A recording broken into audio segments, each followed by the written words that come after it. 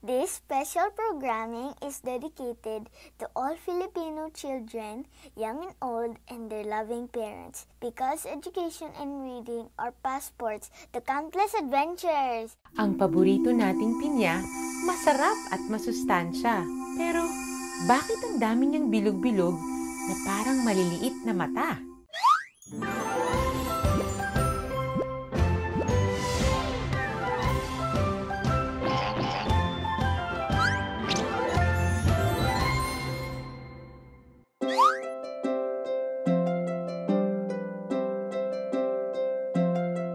Hello kids! Welcome to Pinoy A+ Filipino Stories for Kids, your source of rich and colorful Filipino stories passed on from countless generations.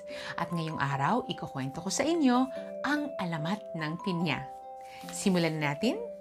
Noong unang panahon, sa isang maliit na bayan, may isang batang babae na laki sa layaw. Spoiled, ika nga sa kanyang nanay. Siya si Pina, nag-iisang anak, at lahat ng kanyang magustuhan, kanyang nakukuha. Sa katunayan, kilalang kilala siya sa kanilang baryo na feeling prinsesa. Isang araw, matapos magsimba, napadaan sina Pina at ang kanyang nanay sa isang dress shop. Nanay, ang ganda naman ng skirt na ito. Oo nga, Pina.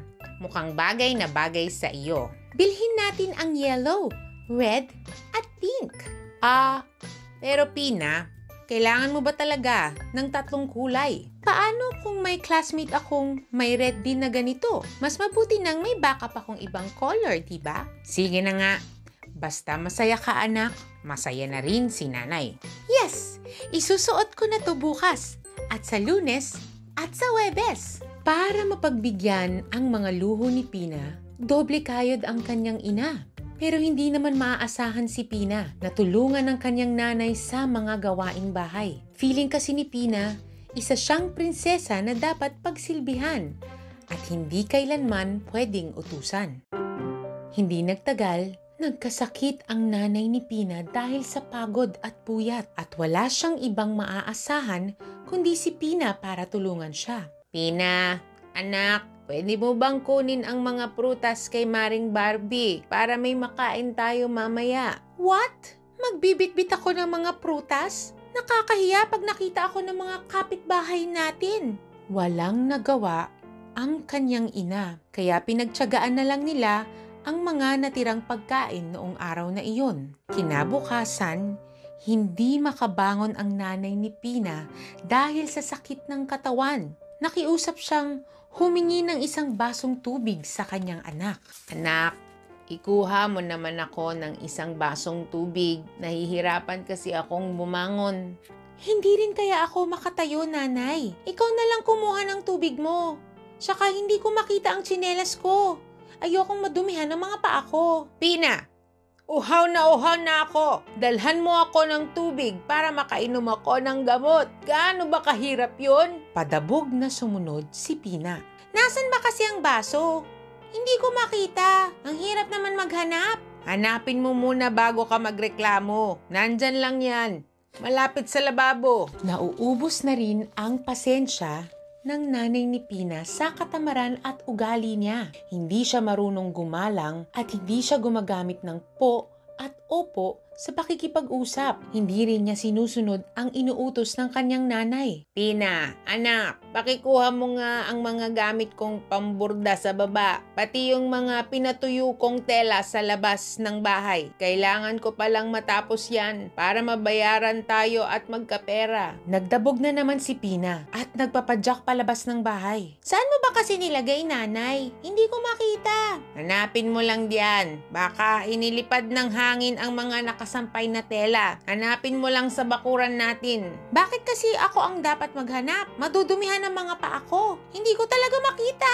Ang hirap-hirap naman maghanap. Halos maiyak ang nanay ni Pina sa pagkadismaya sa kanyang anak. Sa sama ng kanyang loob, nakapagsalita siya ng hindi maganda. Hindi ka naman kasi naghahanap, Pina. Sana magkaroon ka na lang ng maraming mata para magamit mo sa paghahanap ng mga bagay-bagay. Pagkatapos niyang sabihin ang mga salitang ito, biglang tumahimik ang paligid. Wala na siyang naririnig na pagdadabog o reklamo ni Pina. Naisip niyang baka nagbago na ang anak niya at tinatapos na ang mga inutos niya. Kaya noong gabing yun, nagpasalamat sa kanyang dasal at nakatulog ng mahimbing. Kinabukasan, mabuti na ang pakiramdam ng nanay ni Pina. Nakabangon na siya at agad hinanap ang kanyang anak para sabay silang mag-almusal. Wala si Pina sa kanyang kwarto, kusina at bakuran. Pina, nasaan ka ba? Naisip niyang baka pumunta lang ito kay Maring Barbie para kumuha ng mga prutas. Naisipan niyang maglinis muna ng bakuran habang hinihintay si Pina. Dito napansing may kakaibang halaman sa kanyang bakuran at may bunga itong parang prutas. Nakaupo pa ito sa dahon at may korona na parabang isa itong prinsesa. May maliliit itong tinik at higit sa lahat, punong-puno ang kanyang balat ng mga bilog na parang mga mata. Pina, ikaw ba ito? Mahal kong anak? Naisip niya ang mga binitawan niyang salita kagabi kay Pina. Simula ng araw na iyon, hindi na muling nakita si Pina, ang feeling prinsesang tinubuan ng maraming mata.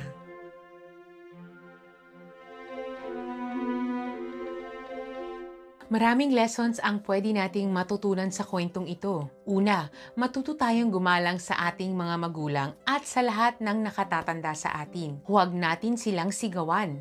Matuto tayong kausapin sila ng may paggalang. Ang po at opo ay mga katagang dapat nating ginagamit sa pakikipag-usap. Pangalawa, hindi mabuting maging sakim o greedy sa mga bagay-bagay. Hindi kailangang lahat ng gusto natin ay dapat ibigay ng ating mga magulang. Huwag nating itong i-demand sa kanila. Makontento tayo sa kung ano lang ang kanilang kayang ibigay. Maging masaya at magpasalamat tayo sa mga ito. And lastly, ang maging masunurin at matulungin. Our parents are not there to serve us. Tulungan din natin sila sa abot ng ating makakaya. Dahil doon, mapapakita natin ang pagmamahal, ang paggalang, at pagbigay ng importansya sa kanila. Maraming salamat po sa pakikinig sa ating kwento ngayong araw. Thank you din, GMA Pinoy TV, for giving me this chance to share this wonderful story sa ating mga kapuso. For more stories, tune in to GMA Pinoy TV and follow them on their social media accounts. Ito po si Aisel Santos at ito ang Pinoy A+.